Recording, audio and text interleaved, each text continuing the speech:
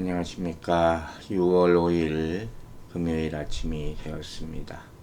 날씨가 많이 더워졌습니다. 여러분 건강에 더욱더 조심하시기를 기도합니다. 오늘 우리가 함께 묵상할 말씀은 창세기 15장 7절에서 16절까지 말씀입니다. 창세기 15장 7절부터 16절 말씀을 보도록 하겠습니다. 자, 15장 7절부터 읽겠습니다. 또 그에게 이르시되 나는 이 땅을 내게 주어 소유를 삼게 하려고 너를 갈대아인의 우르에서 이끌어낸 여호와니라. 아멘. 자, 하나님이 아브라함에게 주신 약속이 있어요. 바로 자손에 대한 약속. 그 말씀을 이미 주셨죠. 이제 그리고 이어서 아브라함에게 땅에 대한 약속을 주시는 그런 내용이 나오는 것이에요. 먼저 하나님께서는 자신이 누구인지 밝히십니다. 그리고 그를 선택하셔서 우르에서 이끌어내신 목적도 말씀해 주시는 것을 볼 수가 있습니다. 이 10계명을 주실 때도 이와 같은 패턴으로 하는 것을 우리가 출애굽기 20장에서 볼 수가 있죠. 또한 이 전반적인 스토리를 쭉 살펴보면 약속의 땅에 가는 그런 목적, 그것 또한 같다고 할 수 있습니다. 모든 목표, 방향이 끝나는 곳이 바로 가나안 땅을 향하고 있다는 것을 우리가 발견할 수 있는 것이요. 이 땅이라는 것이 사실 특별히 구약에서는 하나님께서 하나님의 백성들에게 주시는 언약의 굉장히 중요한 부분을 차지하고 있죠. 그 이유는 무엇이겠습니까? 현대인이 땅을 좋아하는 것과는 다른 의미입니다. 하나님께서 주시는 땅의 의미는 바로 하나님의 구속사, 구원사라는 그런 하나님의 계획이 나타날 곳이 바로 이스라엘 땅이기 때문이에요. 거기서부터 시작하고 거기서부터 마치게 되는 것이죠. 하나님께서는 이스라엘에게 땅을 준다고 약속하셨지만 사실 역사를 보면 이스라엘은 오랜 세월 동안에 땅 없이 살았어요. 그러다가 이스라엘 건국이 언제인지 기억하십니까? 1948년 5월 14일에 이스라엘이라는 국가가 세워진 것입니다. 오랜 세월 동안 이 민족은, 이 히브리 민족은 땅도 없이, 나라도 없이 살고 있었다 하는 것이에요. 그 약속을 기다리는 이 사람들, 대단한 사람들이에요. 그리고 또한 이 이스라엘 땅은 메시아께서 땅에서 다시 와서 통치하시려는 그런 마지막 약속의 무대가 된다고 성경은 말하고 있는 것입니다. 그런 의미에서 이 땅이 중요하다 하는 것이죠. 자, 15장 8절 보겠습니다. 그가 이르되 주 여호와여 내가 이 땅을 소유로 받을 것을 무엇으로 알리까? 자, 아브라함은 여호와께 땅을 소유로 받을 것을 내가 어떻게 알겠습니까? 이렇게 되물어봅니다. 약간 불신하는 그런 모습도 있죠.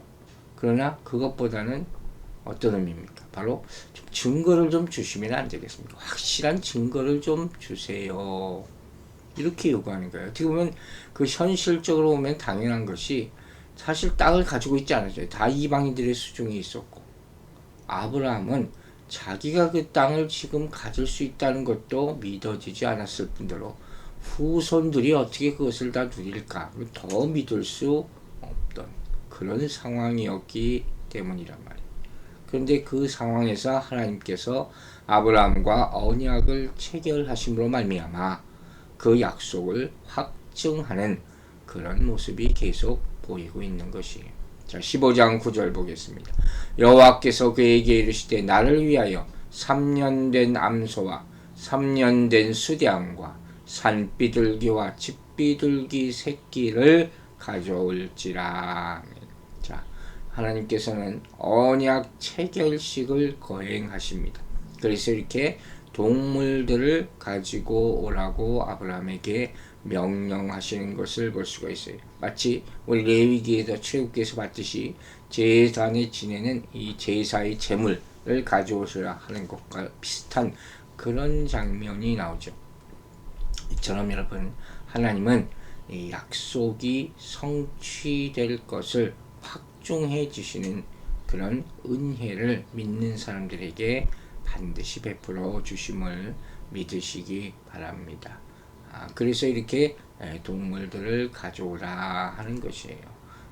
이 아브라함에게 그랬듯이 신약 시대에 들어와서도 우리 믿는 사람들에게 약속을 보증하는 것이죠.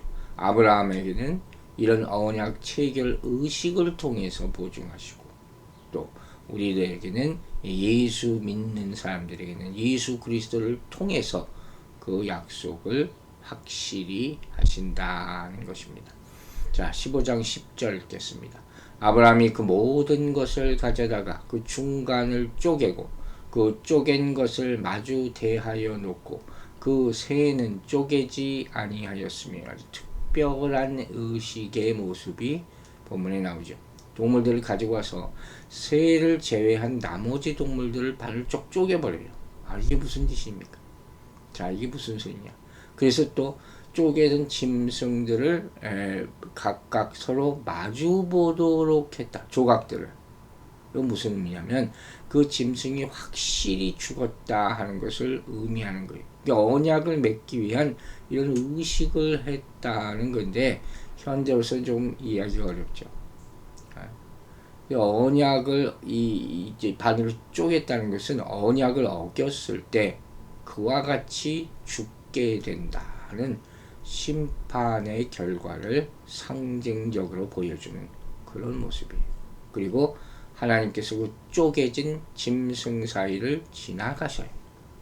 확실한 약속 이행을 보장한다는 또 상징적인 의미를 가지고 있어요. 그런데 우리는 더 이상 이렇게 할 필요가 없죠. 왜? 아브라함보다 더 확실한 언약의 징표, 바로 예수 그리스도를 가지고 있기 때문이에요. 하나님께서는 우리가 예수님을 믿을 때 성령님을 보내주셔서 예수 그리스도와 연합하게 하시고 우리와 새 언약을 맺으시는 줄로 믿으시기 바랍니다. 그러므로 우리가 우리와 함께 하시는 성령님을 의지하며 살아갈 때 예수 그리스도와 연합할 수 있는 것이고, 이것이 바로 가장 확실한 보증이 되는 것입니다. 자, 그리고 바로 솔개가 그 사체 위에 내릴 때 아브라함은 쫓아버리면서 하나님을 기대한다 그랬어요. 이 15장 11절 말씀이 솔개가 그 사체 위에 내릴 때 아브라함이 쫓았더라. 자, 이게 무슨 말씀일까요? 저는 그냥 처음엔 그냥 흘려버릴 뻔했어요. 근데 조금 묵상을 해보니까 이 솔개는 성경에서 어디 나오나? 바로 레위기 11장에 나와요. 가증한 것. 가증한 것 중에 하나가 바로 솔개예요. 이 솔개가 사체 위에 내린다 때 아브라함이 쫓았더라 하는 의미는 그럼 뭐겠습니까? 바로 가증한 것을 아브라함이 쫓아냈다 하는 그런 말씀이죠. 그렇다면 가증한 것이라는 말은 무엇입니까? 성경은 하나님을 부인하는 것이 바로 가증한 것이다 하고 디도서 1장 16절에 분명히 말하고 있습니다. 그리고 이 가증한 것의 뒤에는 누가 있습니까? 바로 사단이 있다고 요한계시록 17장 5절에서 말하고 있어요. 이 가증한 것이 바벨론을 상징한다. 우리 이 요한계시록 할 때 여러분 아마 들었을 것으로 생각을 합니다.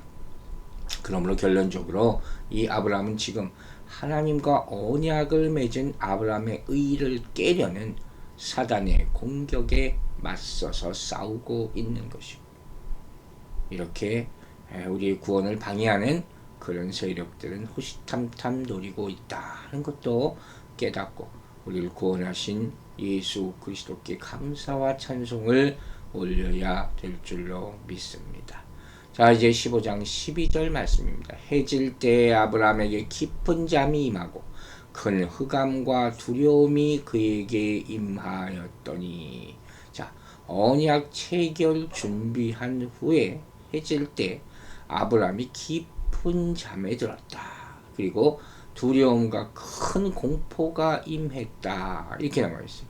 이 해질 때 또 임한 흑암, 두려움, 이것은 뭘 상징할까요? 바로 아브라함의 후손들이 타국에서 지낼 그런 고통스러운 날들을 의미한다고 생각할 수 있습니다. 바로 그 뒤에 나오는 그런 문장들이, 내용들이 그것을 암시해 주는 것을 볼 수가 있어요. 그럼 무슨 내용들이 나와 있을까? 자, 15장 13절 봅시다. 여호와께서 아브라함에게 이르시되 너는 반드시 알라. 네 자손이 이방에서 객이 되어 그들을 섬기겠고 그들은 400년 동안 네 자손을 괴롭히리니. 보세요. 하나님께서 아브라함에게 그의 자손이 그들에게 속하지 않은 이방 땅에서 나그네로 살 것이다 말씀하시는 거예요. 아브라함의 자손들이 그곳에서 이방 땅에서 이방인들을 섬길 것이고 또 그들은 아브라함을 학대할 것이다, 괴롭힐 것이다 하는 거예요. 이 말씀은 뭘 의미하는지 아시겠죠? 바로 애굽 땅에서 이스라엘 백성들이 노예 생활하면서 학대받고 고통받을 것이다 하는 사실을 지금 미리 말씀해 주고 계신 거예요. 땅 주고 약속 주고, 참 이건 뭡니까? 그 당시로 아브라함으로서는 참 이해하지 않는 그런 상황이었을 것이다 충분히 짐작할 수 있어요. 그리고 그 기간까지 구체적으로 400년이라고 말씀하세요. 그러니까 아브라함이 그 약속받은 땅을 소유로 받는 것은 이 하나님이 정해진 기간이 지나고 나야 이루어진다는 것이죠. 반드시 이루어집니다. 그러나 400년이 지나야 된다 하는 거예요. 여러분, 아브라함이 받은 이 약속은 뭘 상징한다고요? 가나안 땅, 바로 천국의 약속이에요. 하나님 나라에 들어가서 하나님과 함께하는 복된 삶을 누리는 약속. 여러분, 그 약속은 반드시 성취됩니다. 그런데 하나님의 가르침의 인도하심은 때때로 고난의 과정을 통과해야 된다는 것도 우리는 알고 있어야 돼요. 그 고난을 통해서 하나님은 구원과 하나님의 놀라운 은혜를 하나님의 백성으로 하여금 깨닫게 하시는 것이에요. 이것이 바로 이스라엘이 광야 생활을 한 이유인 것입니다. 하나님이 그들이 하나님의 구원을 알아 교만하지 않게 하시고 광야 생활을 통해서 그들을 돌보시는 하나님의 은혜를 보게 하신다고 신명기 8장에 분명히 나와 있다 하는 것도 여러분 성경을 보면서 발견하게 되기를 바랍니다.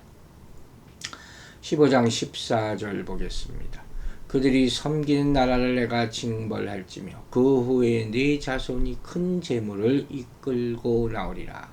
하나님은 아브라함의 후손을 종으로 부리고 학대하는 그 민족을 그냥 놔두지 않고 벌하신다고 분명히 약속도 하십니다. 그들이 섬기는 나라, 바로 그들을 노예로 삼고 고통을 줄 애굽을 말하는 것이죠.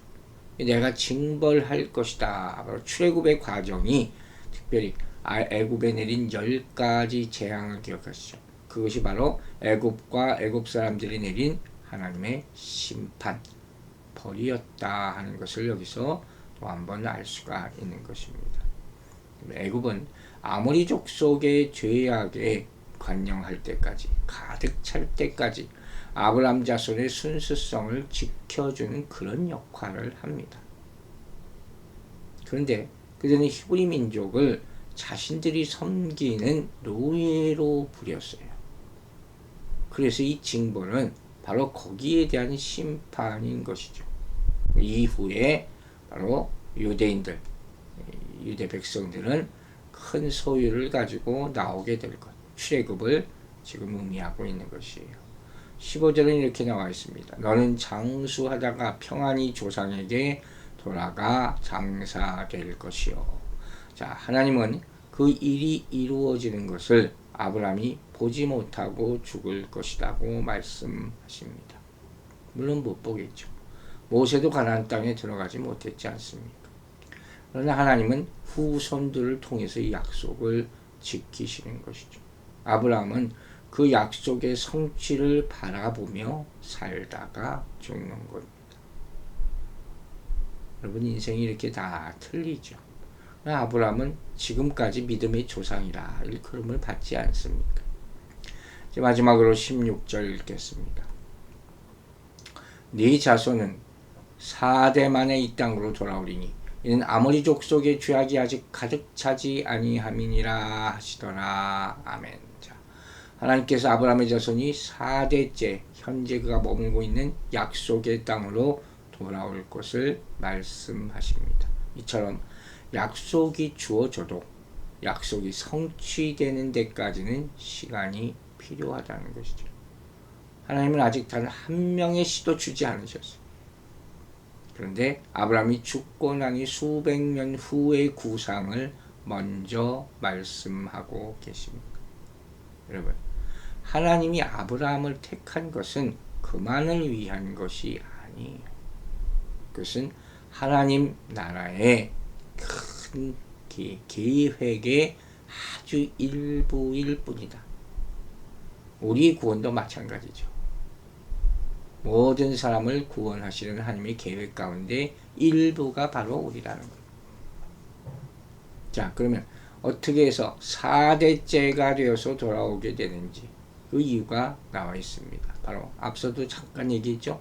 아모리 족속의 죄악이 아직 가득 차지 아니함이라. 자, 무슨 소리입니까? 가나안 거민이 아모리 족속의 죄악이 꽉 찰 때 그때 바로 이 일이 이루어질 것이다. 앞에 10장을 보면 아모리 족속은 함의 자손이에요. 그러므로 아브라함의 자손들이 가나안 땅을 정복하고 그 땅에 정착하는 것은 그들이 뭘 잘해서가 아니죠. 바로 그 땅에 거한 족속들의 죄악 때문에 그것을 심판하는 하나님의 땅을 더럽혔기 때문에 그래서 심판하는 것이고 거기에 이스라엘 백성을 사용하는 것이다. 그것뿐이에요. 그러니까 이렇게 소유권을 줬다 뺏는 것 같은 그런 모습, 또 다른 사람에게 주는 것은 이 모든 것은 하나님이 주관하시는 것이죠. 그를 통해서 모든 이 땅의 것들의 소유권이 누구에게 있다는 거예요? 하나님께 있다는 거예요. 여러분, 하나님의 사랑은 보편적인 거예요. 하나님이 택하신 백성 물론 사랑하십니다. 그러나 일방적인 것이 아니라 이방 민족도 공의로 다스리십니다. 모든 사람에게 하나님의 공의는 나타납니다. 그래서 택한 백성 이스라엘이라 할지라도 잘못을 하면 하나님께 내치신다 하는 것을 우린 역사를 통해서 볼 수 있습니다. 여러분, 이와 같이 이 가나안 땅이라는 선물은 만연한 인간의 죄악을 보고 그 땅 거민을 심판하신 그런 하나님의 계획 가운데 있는 것입니다. 동전의 양면 같은 거죠. 아브라함의 후손에게는 이것은 선물이죠. 은혜죠. 이 심판. 그러나 죄의 상징처럼 되어버리는 가나안 족속들에게는 하나님의 거룩하신 심판으로 나타나게 되는 것입니다. 우리도 마찬가지죠. 우리가 사는 동안에 참 악한 일들을 많이 봅니다. 하나님 뭐 하시나 하고 그렇게 불평하는 사람들이 있습니다. 하나님이 역사하시기까지 시간이 있습니다. 과정이 채워져야 합니다. 주님이 오십니다. 분명히 오십니다. 그러나 그때까지 때가 차야 됩니다. 정말 때가 차가 차지고 가까워 오는 것을 우리는 느낄 수 있습니다. 이 하나님의 때가 임할 때까지 준비하는 여러분들과 저가 되기를 주의 이름으로 축원합니다. 기도하겠습니다. 아버지 하나님, 하나님께서 아브라함에게 약속을 주시고 땅을 주셨을 때 아브라함은 전혀 그 상황을 예측하지 못했습니다. 장차 오실 예수 그리스도를 기다리는 우리의 마음도 지금 현실과는 많이 틀릴지도 모릅니다. 그러나 주님의 약속은 절대로 변하지 않음을 믿게 하여 주시옵소서. 오늘 하루도 힘들고 어려울 수 있지만 하나님의 말씀을 받고 시작하오니 이 말씀으로 세상을 이기고 견딜 수 있도록 도와주시옵소서. 우리의 필요를 채워주시는 하나님께 영광 돌리며 감사드리며 예수 그리스도의 이름으로 기도했습니다. 아멘.